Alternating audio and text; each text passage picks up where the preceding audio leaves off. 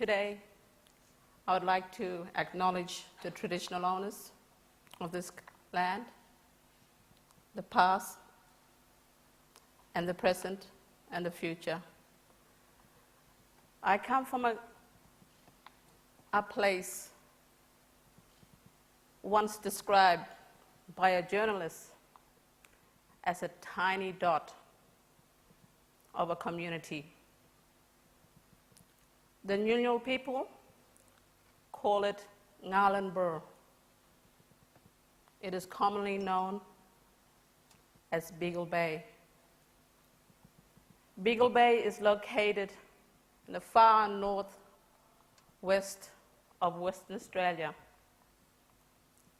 on the Dampier Peninsula. In Beagle Bay, we have a beautiful church, Catholic church.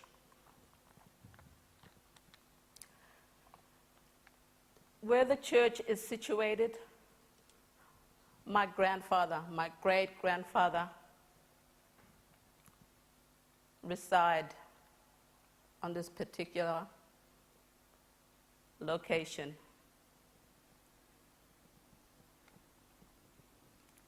The church, the interior is made of shells,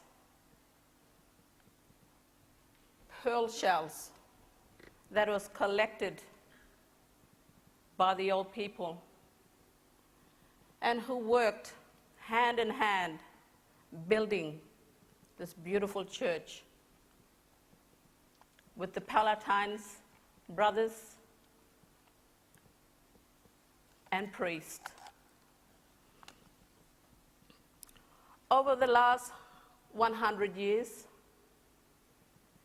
Beagle Bay welcomed a lot of priests, brothers, nuns from all over the world to live amongst the traditional people of the land. One such person, a nun, her name was Sister Bernadette O'Connor. She came from Ireland 70 years ago. She came with another nun. That nun passed away a week on country from sunstroke. Sister Bernadette lived on till she was 88 years of age.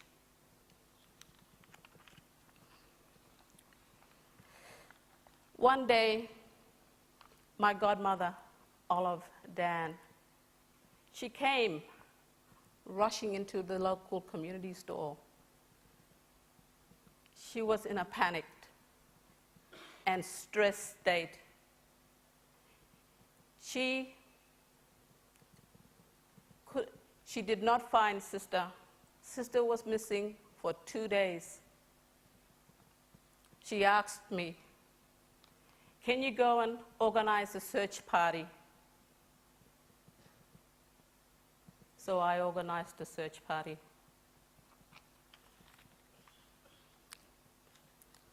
So today, I'd like to share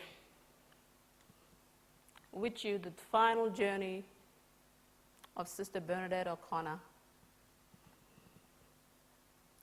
in the country she called home. We began tracking her footprints in a place called Lolliwell. It was about 11:30 in the morning. With me was my husband and my sister, Doris, my husband Nelson. We entered this country. We entered the Lolliwell And it was such an amazing place. You could smell the fresh spring water, the birds, the crickets, the multitude of God's creatures inside, hidden in this beautiful location.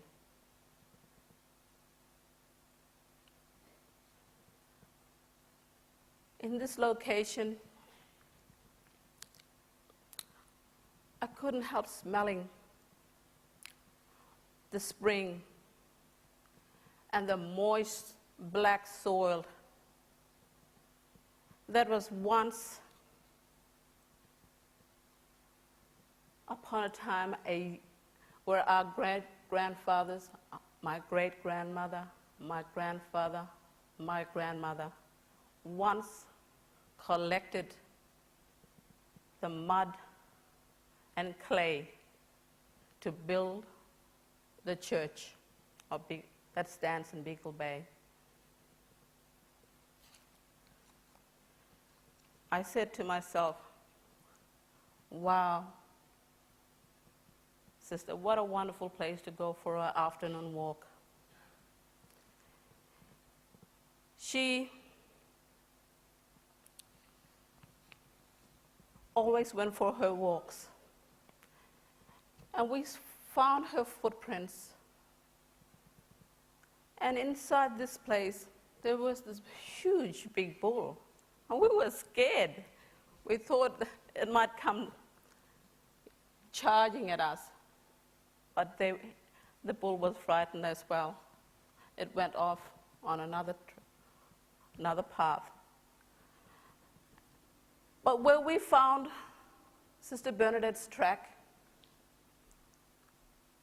and we kept calling and calling out, "Sister, you here? Are you here? Tell us, call out." We called to my ancestors, my Galu. We called my grandfather, calling out, "Galu, Galu, please, please, help us. Help us find Sister. She has been missing for 2 days. Let us find her." Like a magnet, we circled Lolliwell and came back to the beginning of where we found her footprints. We examined the footprints, and it led us to the edge of the creek. And this path, it took, and we absorbed the beauty, the colorful colors that this part of the edge of the creek that we witnessed that day. The bird life, the flowers. And we knew, and I had this feeling that she was not in this area. My gut feeling was to go to the sewage pond on the opposite side of Lolliwell. It was really hot in the Kimberleys. It's kind of really, really hot. So we found this beautiful paperbark tree. And I said to my husband and my sister, let us sit and listen. Let us contemplate and listen for the calling in country. So we sat in silent prayer because we lost her foot tracks. And when we finished our silent prayer, we found for the second time her foot tracks, her footprints. So we followed her, and we knew that it was her tracks because her dog, she goes every afternoon for her walks in country with her dog. And the dog was named Hawkie. And Hawkie was, the name Hawkie was given to this particular dog because of the love of the AFL football team, Hawthorn. So we walked around the sewage pond, and it was clear she was walking. And this part of the country, it was burnt. Bushfires this time of the year was really obvious. You could smell the ash. You could smell the fire. And above us, there was this huge eagle preying on all the dead animals for food. So we continued our walk, continued walking around the sewage pond, tracking her. We lost her tracks for the third time. By this time, silently, we called out to our old people again, please, we need to find her. Is she all right? Please make sure she's all right. Her tracks led us across the old creek road. And you could hear the cockatoos. The cockatoos, it was such an amazing collection of these cockatoos just making this huge, big racket.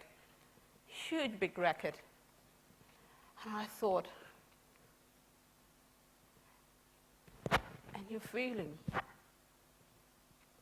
in country, is this a message?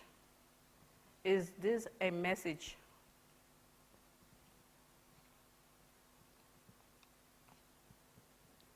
Two after two kept flying from the north side to the west to the bay. Two in pairs just kept flying. And the rest was just making this huge, big noise, screeching and making all this racket.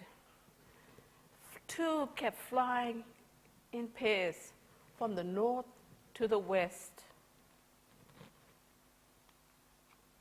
My old people say to me, and my dad is in the audience, they tell me that one cockatoo signifies death.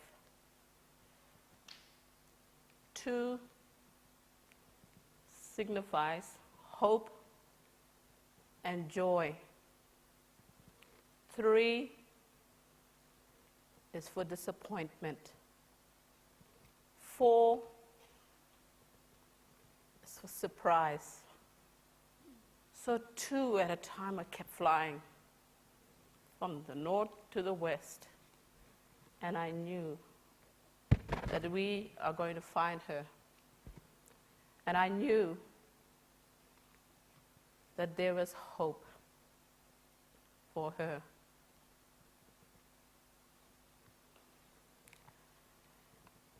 We lost her track for the fourth time.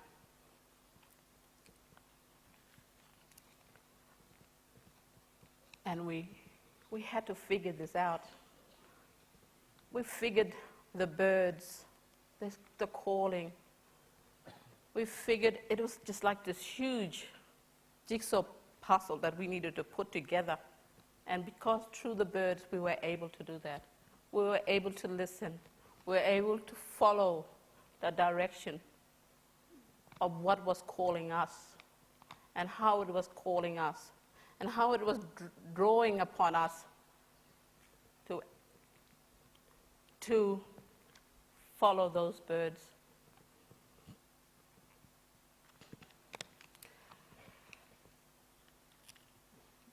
You could see Hawkeye running across the plains.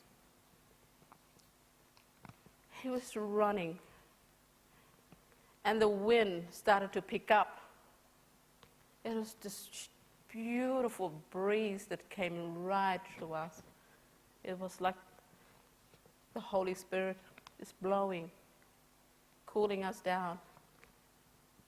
And at this point, 2 police officers came to our aid.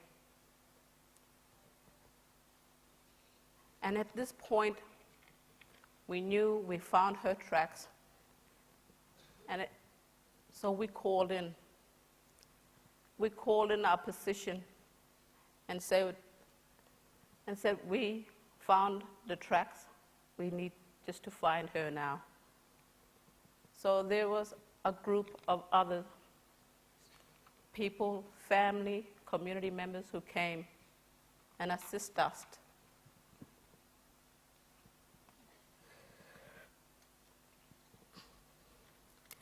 The energy of every single person who was on that search was amazing. We had old people walking, and we knew that we weren't alone. We knew we were in country with our old people, and with us, and we had the strong faith to find her. We were guided by this loving, powerful presence. At this time, the sun was starting to set, and the police officers said to us, by 6 o'clock, we're going to call the search off. So we had hardly enough time left, so we had to push and keep walking.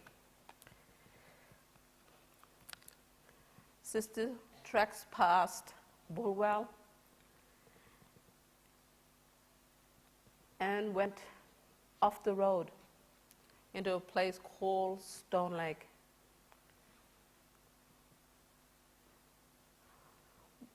She kept walking, her tracks kept walking around in circles.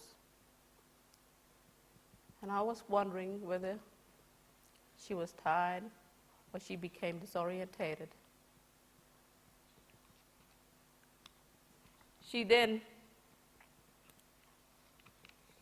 My daughter, Tamara, I can hear her calling out, "Mom, Mom."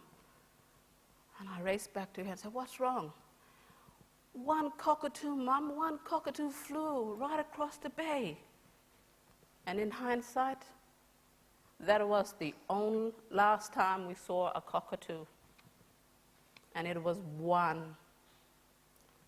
And it flew in the direct and precise location where Sister Bernadette lay. Sun was setting.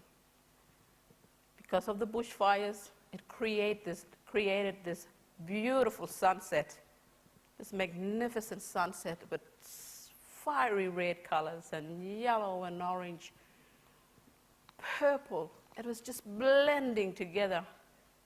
And we kept walking because we had no time left. We kept walking and walking and calling out, calling her name, calling to our old people.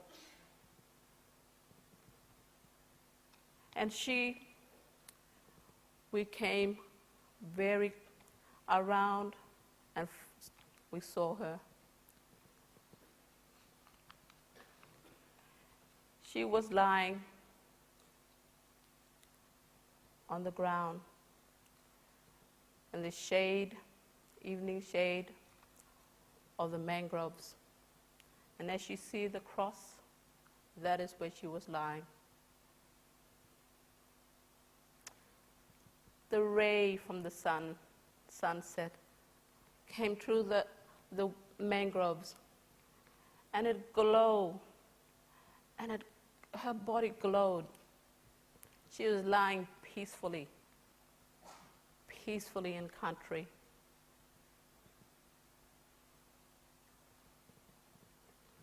In her blue dress,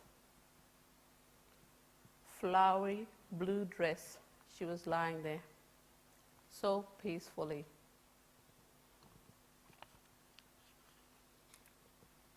They say the country is in the heart, and the heart is in the country. Sister passed away where she belonged.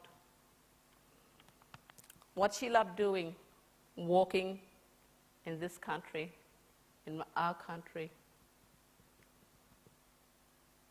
Sister Bernadette allowed us to walk her final journey in country. The vast colors and the magnificent and loving country that held us. The power of our faith and the power of our Aboriginal spirituality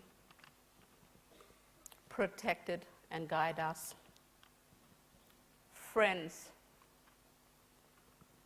as we walk this earth, each and every one of you, that day we had to follow what we call a lian. That lian is deep, deep, deep within us. It is a compass. It guides us. It directs us. So we followed that lian. And I say to you, my friends, who are listening, who are watching, that it is not an Aboriginal thing. Each and every one of us has this lian, has our own compass that it will drive and direct us. That is how we found Sister Bernadette on her final walk. Let me end by saying, let us walk the walk. Let us follow our instinct. Let us be guided by the choices, the good choices. Let us follow what you say our GPS. I say thank you. Thank you so much.